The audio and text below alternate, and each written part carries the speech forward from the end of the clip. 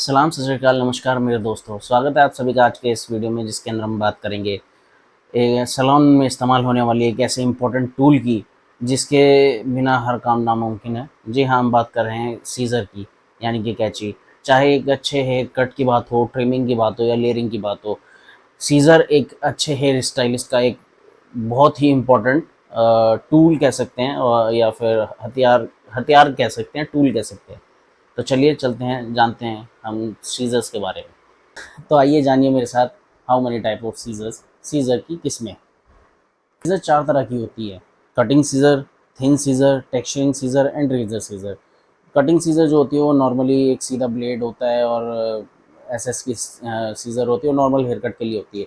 Thin scissor जो होती है वो हमारे बालों के अंदर डेंसिटी को कम करती है, घनापन जो होता है वो बेसिकली वो कम करती है। थिन सीजर हम बेसिकली उसे बोलते हैं जो आपको पता होगा, दांते वाली कैंची जिसे कहते हैं, लोकल लैंग्वेज में दांते वाली कैंची बोलते हैं हम उसे।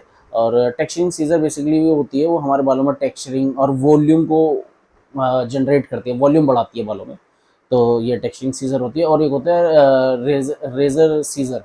रेजर सीजर एक्चुअली क्या होता है, उसके फ्रंट में एक्चुअली में ब्लेड लगा हुआ होता है, और उससे क्या होता है कि जो बालों के एजेस होते हैं वो सॉफ्ट हो जाते हैं। तो ये कुछ सीजर्स हैं। अ, हर प्रोफेशनल सीजर को बेसिकली एक एग्रोनॉमिक डिज़ाइन पे बनाया जाता है। एग्रोनॉमिक डिज़ाइन बेसिकली क्या होता है कि एक अच्छी सीजर अच्छा कंफर्ट हो उसको चलाने में, अच्छा बैलेंस बने, और अच्छा ब्लेड हो, शार्प ब्लेड हो, और फिंगर रेस्ट बना हुआ हो उसके अंदर, और फिंगर रेस्ट हो, और एक एडजस्टेबल स्क्रू हो जिसकी वजह से स्टाइलिस्ट अपने मन मुताबिक उसको ढीला या टाइट कर सके। तो इन सब चीज़ों को मिला के जो एक अच्छी सीज़र बनती है उसको एग्रोनॉमिक सीज़र कहते हैं।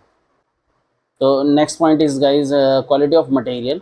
एंड क्वालिटी ऑफ मटेरियल क्या होता है कि एक अच्छी सीज़र यूजुअली स्टेनलेस स्टील की हो, अच्छी सीज़र हो। बेसिकली जो सबसे बेस्ट एसएस जो माना जाता है वो माना जाता है जापानीज़ या फिर जर्मन, ये दोनों बेस्ट स्टील होते हैं सीज़र्स के लिए। एंड सबसे क्योंकि इनके ब्लेड को ज़्यादा जल्दी धार नहीं लगानी पड़ती, अच्छी धार टिकी रहती है, और इनमें जंग नहीं लगता, और लंबे समय तक ये चलती हैं, और क्या कहते हैं, रस्ट प्रूफ होती हैं, जंग नहीं लगता, वही चीज़। तो इसलिए ये एसएस की सीजर्स ज़्यादा बेटर रहती हैं। So guys next point is scissor को मेंटेन रखने के लिए हम क्या करें। हर रोज़ उसको जब जब यूज़ करें, हम यूज़ करने के बाद उसको अच्छे से साफ़ करें, हर हफ्ते उसके अंदर अच्छे से ऑयली करें। यूजुअली उसके स्क्रू पार्ट पे हम अच्छे से ऑयल ज़रूर डालें। और जब भी हम किसी धार लगवा है ना, उसके अंदर धार लगवाने का जब टाइम हो, तो अच्छे प्रोफेशनल बंदे से उसमें धार लगवाएं, ना कि खुद लगाने की कोशिश करते हैं। आई एम डैम श्योर अगर आप खुद कोशिश करने लग जाएंगे उसमें धार लगाने की, तो आप एक अच्छे सीज़र के एल लगा देंगे। तो और हमेशा सीज़र को ड्राई और सेफ जगह रखें, जितना उसको ड्राई रखोगे उतना लंबे समय तक टिकेगी सीज़र। अगर उसके अंदर मॉइस्चर लगा तो एब्सोल्युटली कुछ ना कुछ उसके अंदर गड़बड़ हो सकती है। तो नेक्स्ट पॉइंट है सीज़र का इस्तेमाल कैसे करें। सीज़र को इस्तेमाल करने से पहले अच्छे से बालों को सेक्शनिंग करें, सेक्शन करने के बाद ही सीज़र का अच्छे से इस्तेमाल करें। दूसरा पॉइंट है कि कभी भी ओवर कॉन्फिडेंट ना हो सीज़र को यूज़ करने से पहले, हमेशा कॉन्फिडेंट रहे, ओवर कॉन्फिडेंट ना हो। एंड नेक्स्ट पॉइंट इज़ कि कभी भी सीज़र को ज़्यादा ढीला या ज़्यादा टाइट यूज़ ना करें, एडजस्टेबल स्क्रू से उसको एडजस्ट करें, देन उसके बाद उसको इस्तेमाल करें। नेक्स्ट पॉइंट इज गाइस की कॉमन मिस्टेक हम अक्सर क्या करते हैं कि हर हर तरह के हेयर कट के लिए हर सीज़र का इस्तेमाल ना करें। जिस जिस तरीके का हेयर कट करना है उसी तरीके का सीज़र का इस्तेमाल करें। और कभी भी जैसे सीज़र गिरती है तो हम सबसे पहले अपनी सीज़र को चेक करें।